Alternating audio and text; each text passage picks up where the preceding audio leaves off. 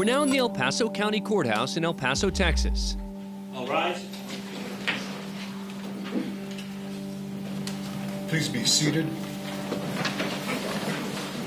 The record should reflect the attorneys for the state, the attorneys for the accused. The accused are present in the courtroom.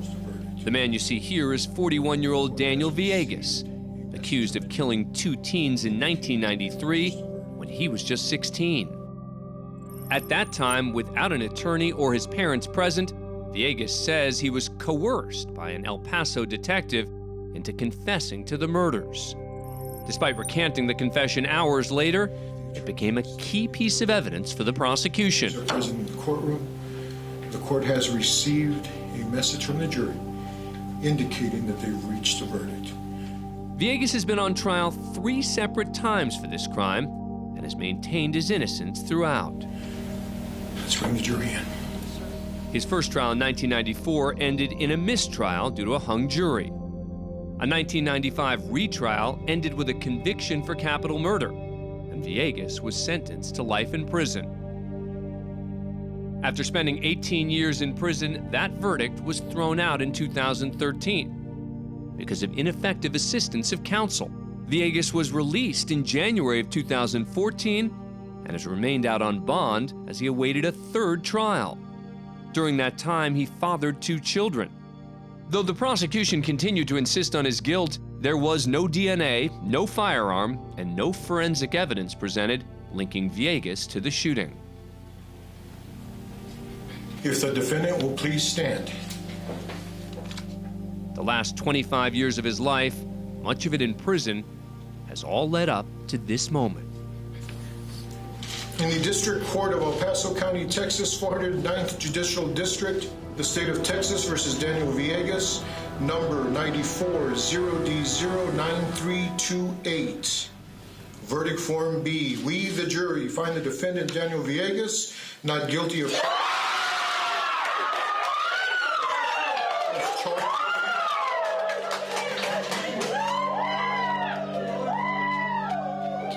For the first time since he was 16 years old, 25 years ago, Daniel Villegas is a free man. Mr. Villegas, you have been under many conditions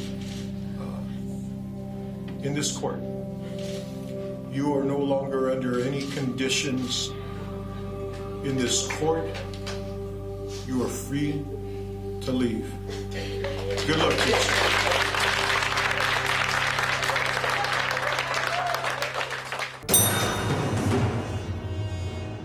We're now in Washtenaw County Trial Court in Ann Arbor, Michigan.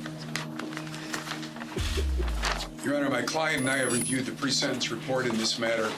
We don't find any factual errors. This is 17-year-old Donta Wright.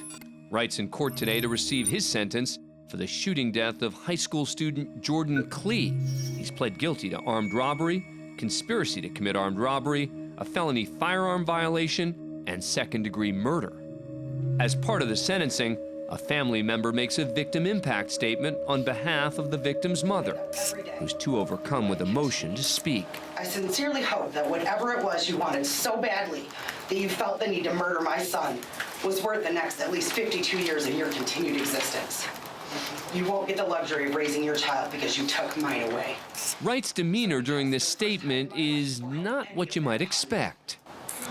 Your actions have led you to a prison cell, but have also created an empty cell that I live in every day. While you can still hope to be released one day, I'll never escape my help. You are still alive, but Jordan has no future. Thank you, Your Honor. We're done. Wright and his attorney approach the podium. Your Honor, my client wants to address the court. Oh, of course. Yes, sir. Mr. Wright, what would you like to say? I just want to tell y'all, I'll be home soon. R.I.P. Keon. I love my family. That's all you got to say. That opportunity could have been used to show remorse to the court for his actions. It wasn't. You know, I have never in 23 years approximately ever not accepted a sentence agreement between the parties because it's bargained for, sentenced by the parties. But watching you sit there, smile and laugh and shake your head like this was no big deal, I'm very tempted to just say, I'm not going to accept this sentence agreement. We'll go to trial, and if you're convicted of felony murder, you'll go to prison for the rest of your life. That means you'll die there. That's what I'm tempted to do. The judge does have the authority to reject the plea deal. Mr. Bella, do you want me to accept this sentence agreement? Your Honor, before I answer the court's question, I would like an opportunity to discuss it with the victim's family. Okay. If the court would pass it, I would appreciate I'd be it. happy to do that. We'll pass this matter. It's now up to the prosecution to decide whether or not to dismiss the agreement and pursue a trial. I have had a very lengthy discussion with the victim's mother as well as his grandparents and some family members. They understand that obviously this is the defendant who brutally murdered their son by shooting him in the back of the head.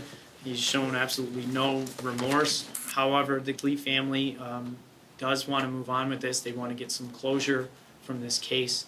And they want to try and forgive this defendant, even though all of his actions for what he did. And they are asking, as well as the people, that you proceed with the sentence. Okay.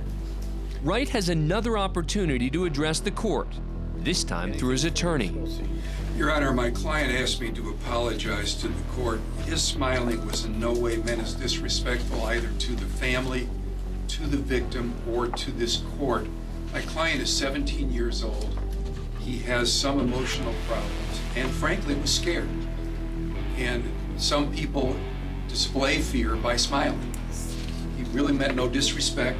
He does take this very seriously, and I think he does feel bad about it. The judge accepts the sentencing agreement, which puts him behind bars for 25 to 52 years.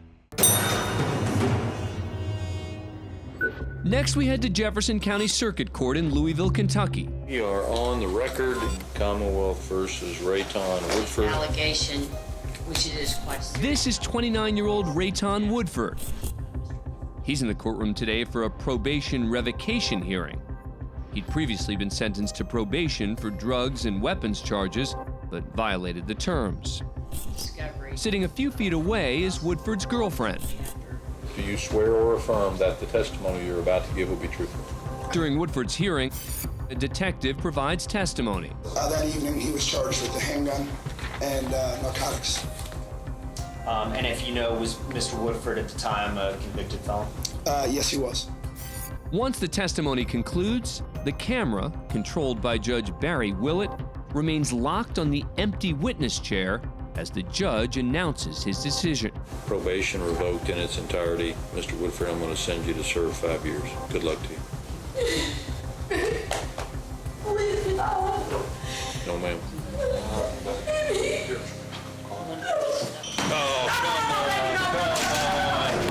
That flash across the screen was Woodford making a run for it. Lock the door back there. Woodford's girlfriend can be heard pleading with her boyfriend to stop. Don't with me, please. The record will reflect that Mr. Woodford made an unsuccessful effort to escape. Woodford is stopped by deputies. He's brought back into the courtroom now and taken into custody. Do not pull my hair. Woodford's girlfriend's upset about her treatment by deputies as she was caught up in the tussle to stop Woodford from escaping. No, he pulled my hair for no reason. Get off of me. Get off of me. He pulled my hair. Well, that's a first in 19 years on the bench. She did tackle him on the way out. Are you okay? A short while later, Woodford's girlfriend requests permission to address the judge about what happened to her. We're back on the record in the Woodford case, and Mr. Woodford's girlfriend would like to talk to the court. I didn't do anything. I tried to stop him. I noticed that. There's no reason for him to put his hands on me. Woodford's girlfriend's pointing to a sheriff's deputy who helped prevent Woodford's escape, and in doing so, allegedly had to pull her out of the fray. He did not. I didn't pose any kind of threat to anybody in here. When he jumped that, I tried to stop him. What I saw was that Mr. Woodford made an unsuccessful attempt to escape the courtroom, and he was apprehended by law enforcement. But I understand that. I tried to stop that, but there's no reason for that man to have to pull my hair or push me. Okay. But you condoning that, right? I'm not condoning any, no, wait a minute, come back up here right now. Okay. Don't you tell me I'm condoning anything. I just told you what I observed. You made an effort to stop him from leaving. I appreciate that. But in the thick of it, when your boyfriend is fighting with deputies, people might get pushed out of the way. Maybe it was for your own safety. He was going to hurt somebody. So don't tell me I'm condoning anything. I did not say that. Anything else you'd like to say to me? No, sir. Thank you. She leaves the courtroom and is not charged. Rayton Woodford begins serving a 5-year sentence in a Kentucky prison. He now faces an additional charge of second-degree escape. We're in the Cherokee County Magistrate Court in Gaffney, South Carolina. This is 25-year-old Joshua Mosley. He's being formally charged with the murder of Drenika Hopper. Hopper was found unresponsive in a Gaffney home with a gunshot wound to the head. The two were acquaintances, and Mosley's believed to have been in the home with Hopper before the shooting occurred. If everybody would be in favor, the victim's family is here as well as our members. I'd like them to stand up this time, Your Honor. Yes, sir. Everyone stand up. Family members and loved ones of Drenika filled the courtroom for Mosley's hearing. In an unusual proceeding, the judge is allowing them to address the defendant directly. You know, Josh, you took my baby away from me. And you was wrong for that. You done destroyed my family. I hope you don't never get out. I really didn't think about what I was going to say. I just wanted you to know that even though in your mind she may have not meant much to you, she meant so much to us. It's not even words can explain like what you took from our family. I just want to know why. Why? Who gave you the power? Who put it in your hand that you could just take another person's life? You hurt my family, and you just took my sister. Like it don't mean nothing to nobody. Like that's yours. Like you ain't have no choice. Like you in control of life and death. You ain't got no control of karma, consequences. There are consequences. And now Mosley requests the opportunity to respond. Are you willing to waive your right to remain silent? Yes, sir. Now, are you under the influence of drugs or alcohol or anything? All right, sir. If you would, please stand and you